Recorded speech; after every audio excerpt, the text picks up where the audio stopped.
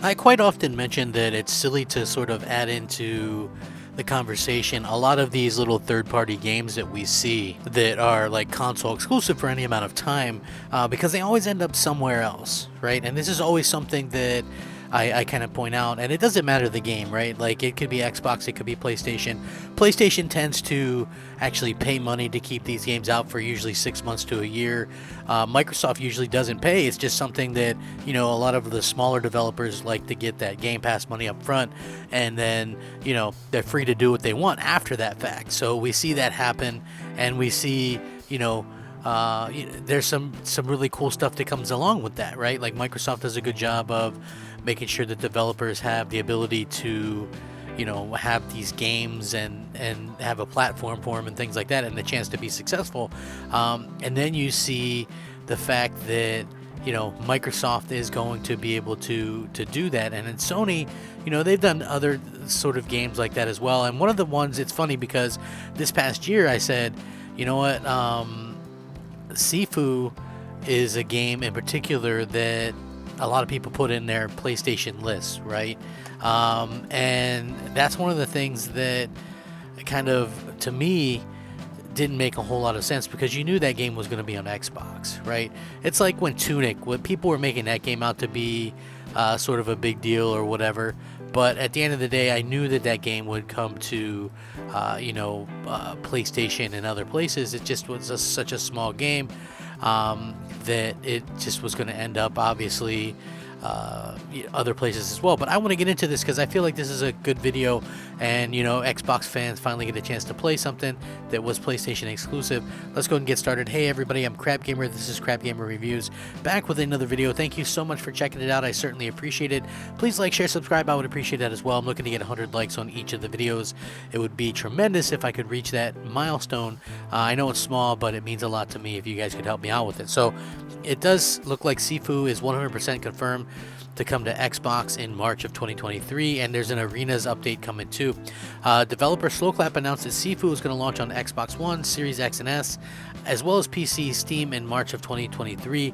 A new Arenas mode will be included where players can earn new rewards and take down more and more enemies. Successfully completing the arenas will progressively unlock a massive new modifiers batch, which doubles the current game's amount and notably brings alternative moves to the Kung Fu palette of our main character.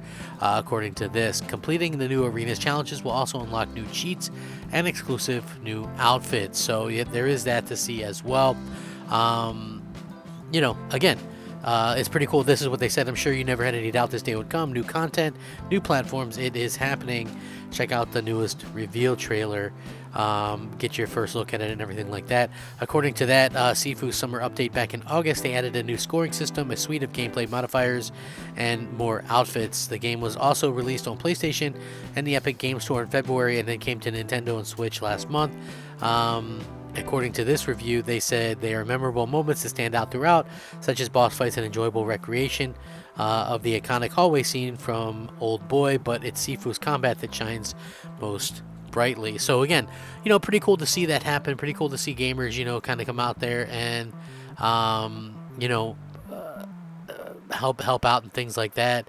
I think that's smart that they move it to more platforms and things. And, at the end of the day, I feel like that's pretty cool that they're able to do that, and get gamers out there, more people to be able to play their games, because at the end of the day, that's what it's all about. These devs, especially these smaller indie devs, are definitely looking for reasons to get people more involved in playing their games, and I think that's cool. And this is something that I feel like I've seen a lot of PlayStation fans kind of lament this, like, oh man, they're putting the game on Xbox, and that sucks. I wish they wouldn't do that. They shouldn't do it. They're not going to buy it unless it's on, they won't play it unless it's on Game Pass, etc., etc. Like, listen, I can't speak for, everybody when it comes to that, but I do think that obviously, putting a game anywhere a year after the fact is going to be a little bit tougher to garner an audience.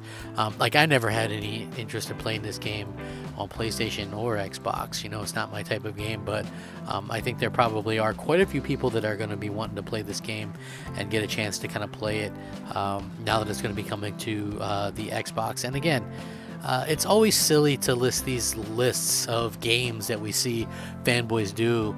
Oh man, look at this game. We got Sifu, or we got, even on the Xbox side, I'm not gonna lie, like putting something like Stalker 2, which I have no interest in that either. But oh, Stalker 2, like, trust me, Stalker 2 is 100% going to go to PlayStation at some point. Honestly, you knew it was, like, these games are all going to end up in other places. Like, it's just as a matter of when, and it's just one of those things that I kind of look at and go, hey, you know what? It makes a lot of sense for these developers to try to get their game into as many places as possible.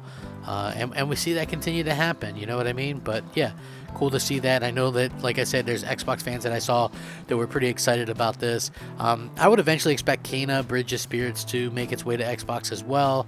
Like I said, some of these, like Stray, that game is going to hit Xbox at some point. We keep seeing this happen, and it's going to continue to happen because developers want their games played by as many people as possible. And so, it's just one of those things that, everybody kind of talks about, and, they really want it to happen. So nice to see that happen. So apparently, according to this as well, arenas will support 9 stylish new maps, each featuring exclusive new challenges of varying difficult levels, adding multiple hours of the classic Seafood gameplay fans have come to know and love. Successfully completing the arenas will progressively unlock a massive new batch of modifiers, which doubles the amount of currently available in-game, and notably brings alternate moves to the Kung Fu palette. So again, pretty cool stuff. Nice to see, gamers kind of talk about that. At the end of the day, gamers are going to win here. Gamers are winning big time as it is. Nice to see everybody kind of on the Xbox side get another win or whatever. But yeah, like I said, this is cool stuff to see happening. And I just want to take a minute out to say Merry Christmas to everybody. I hope you guys all have a great time and enjoy your consoles or whatever gaming you get done. As I am currently updating them so that the last little one in the house is getting his first Xbox, and making sure that it's updated and has a bunch of stuff on it for when he gets it. So if you do have little kids or whatever, and you're giving them that great gift for Christmas or what have you, make sure you update it, because nobody wants to sit there on Christmas and go through a bunch of updates and things like that. So make sure that you get things kind of worked out in a good way. But yeah, this is good stuff. Maybe you'll play Seafood. I don't know. Let me know. Sound off down in the comments below. Rack 'em up. Fact 'em up. Crap Gamer 'em up. Thank you so much for watching. As always, have a great day. Crap Gamer out.